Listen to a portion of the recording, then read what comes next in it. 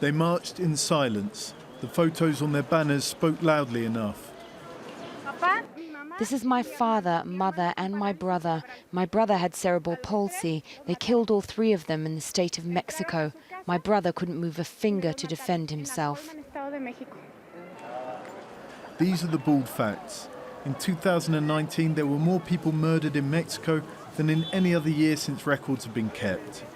Behind the numbers are the intimate, horrific stories, like that of a remote community of dual US-Mexican citizens where women and children were gunned down last November. They were friends and family, and there was 3 women and 6 children. Some of them were burned and some of them were shot. Their relatives marched like this, in honor of a young girl who barefooted led other children to safety across the hills. Pero no los voy a recibir yo. President Lopez Obrador chose not to receive the marchers, saying he didn't want to make a show. Para no hacer un show.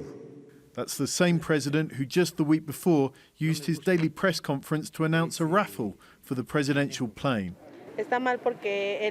Searching for your relative isn't a show. There's such huge desperation when you can't find your loved ones. It's very hard. You don't know what it's like until you live it. The violence in Mexico has been a constant for more than a decade, but a year into this presidency, it's worse than ever. Mr. Lopez Obrador's main strategy for solving all of this is a new militarised security force called the National Guard. But so far, it hasn't had much of an impact. And his critics have asked, why isn't he instead improving the police force that Mexico already has? Or the justice system? The vast majority of crimes in the country go unpunished. Cabinet ministers were due to meet the protesters at the end of the march. They have a big task on their hands. And the dead, missing, and their relatives are watching.